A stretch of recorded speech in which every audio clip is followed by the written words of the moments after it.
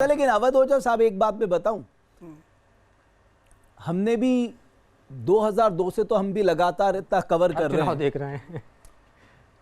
इस देश की इकोनॉमी को समझते हैं, राज्यों की अर्थव्यवस्था को समझते हैं।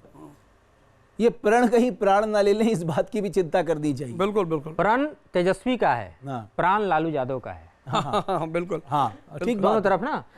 अब रुआ 1995 के चुनाव याद करिए, लालू तो यादव। आपने एक फिल्म देखी होगी करण अर्जुन, मेरे करण आएंगे मेरे अर्जुन आएंगे, तो यहाँ तेजस्वी और तेज प्रताप है, दोनों के बीच में द्वंद्व चल रहा, पता है अवध ओझा साहब?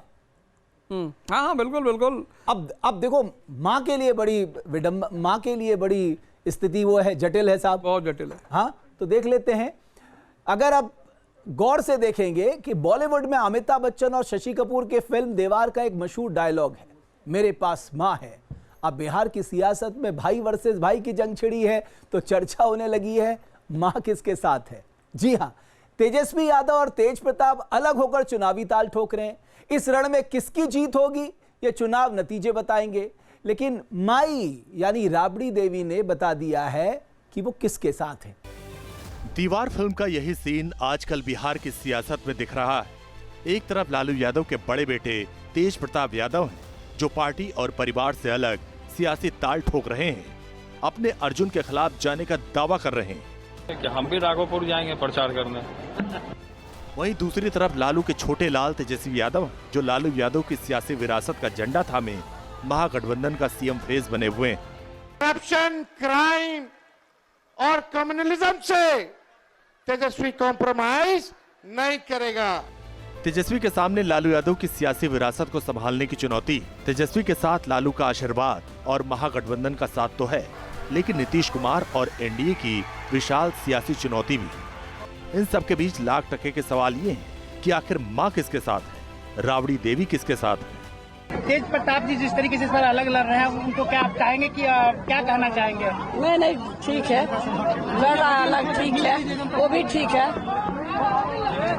ठीक है, अपना जगह पर ठीक है। तेजस्वी और तेज प्रताप यादव की सियासी अदावत किसी से छिपी नहीं है, लेकिन भाई बनाम भाई की इस लड़ाई को लेकर लालू परिवार, खासकर राबड़ी देवी परेशान दिखती। छोटा घर हो चाहे बड़ा घर हो, सबके घर में लड़ाई है, सबके घर में बंटवारा है भाई भाई में। तो ये हमनी के दूस के लोग क्या करेगा, ऐसा जुगे आज बाबा। तेज प्रताप इस बार महुआ सीट से मैदान में। सियासी एक्सपर्ट्स दावा कर रहे हैं कि महुआ सीट पर तेजस्वी यादव ने मजबूत उम्मीदवार उतारकर अपने बड़े भाई की सियासी घेराबंदी कर रखी। तेजस्वी ने अपने खास मुकेश रोशन को महुआ सीट से उतारा है।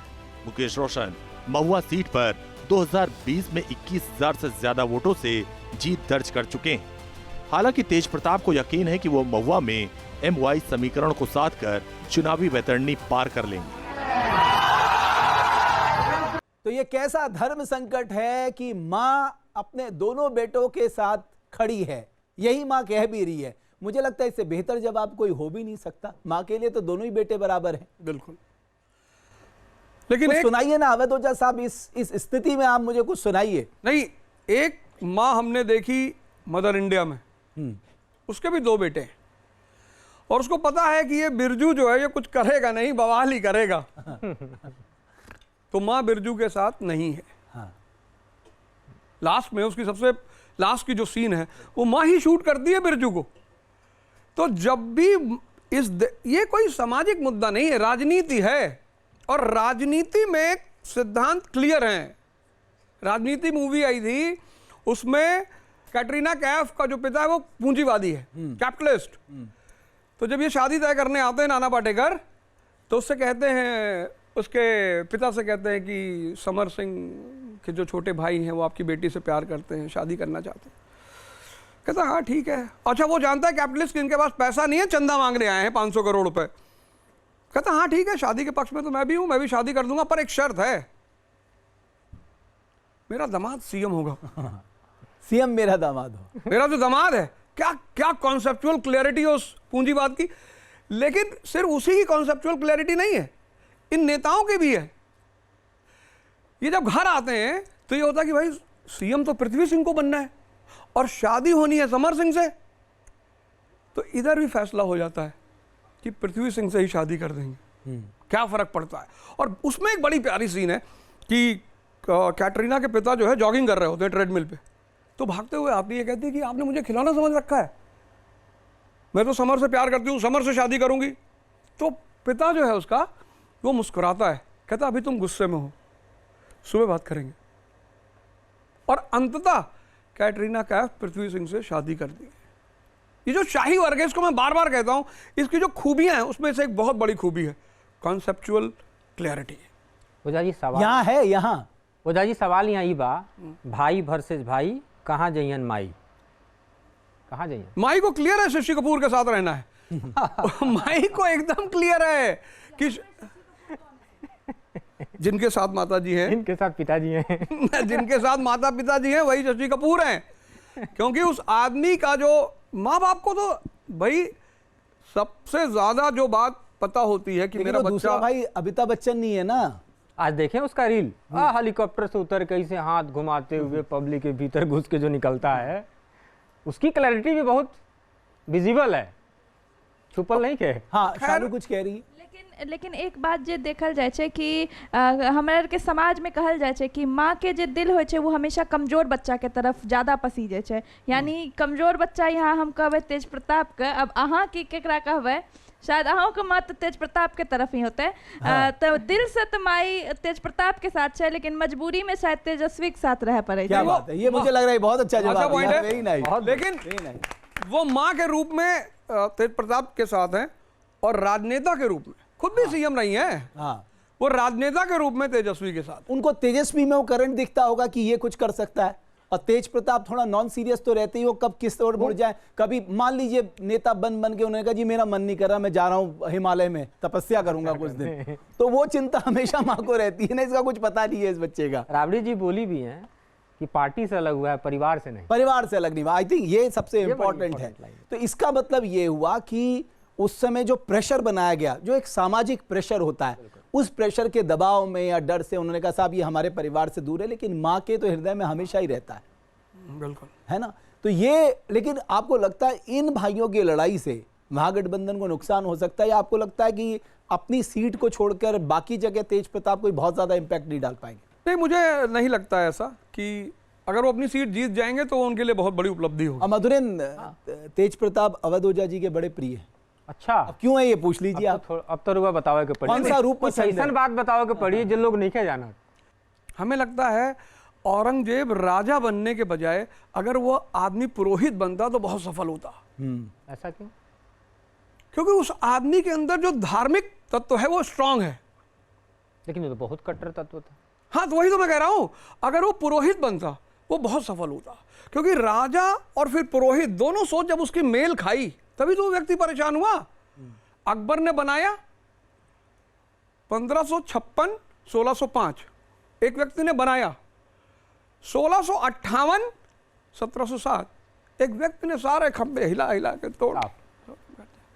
तो तेजस्वी जी की ये जो अदा है कि कभी वो बांसुरी लेके खड़े हो जाते हैं, तेज प्रताप, कहीं वो शंकर जी बन जाते, कभी कृष्ण बन जाते, तो मुझे लगता है कि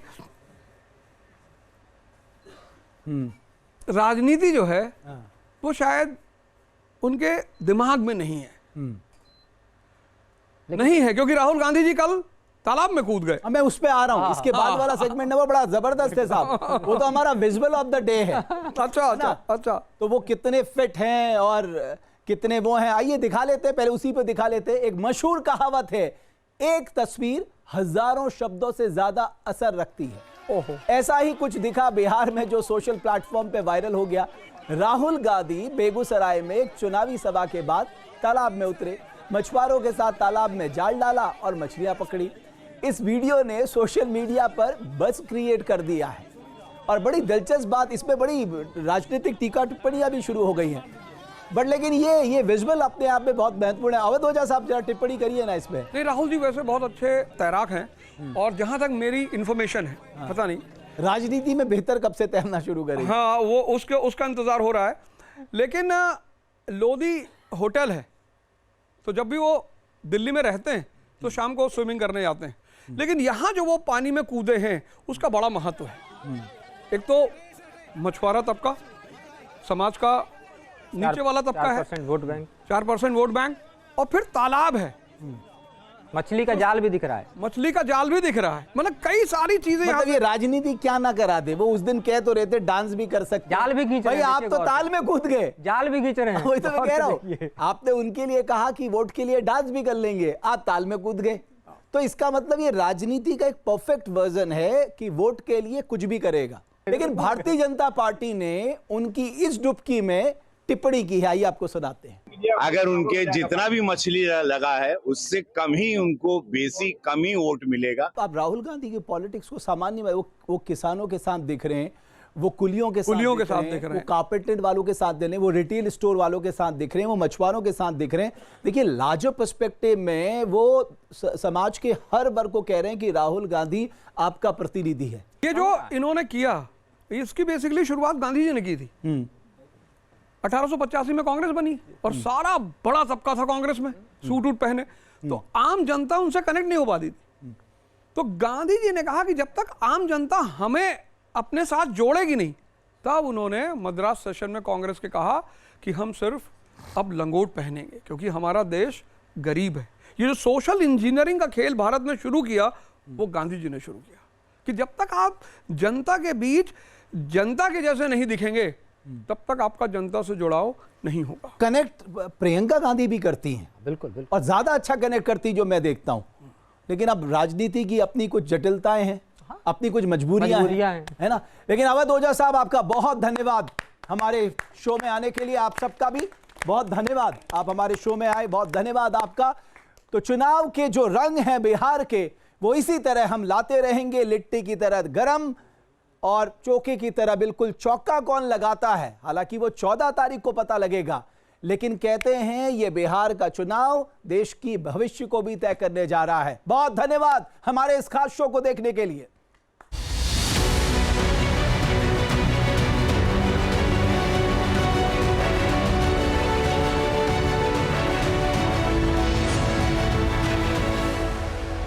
जहाँ भक्ति है हर शब्द में, कथाओं में छुपे हैं दिव्य रहस्य और ज्योतिष देता है जीवन को दिशा। धर्म से जुड़ी हर बातों को जानने के लिए हमारे चैनल स्तुति को सब्सक्राइब करें। चैनल पर जाने के लिए इस लिंक पर क्लिक करें।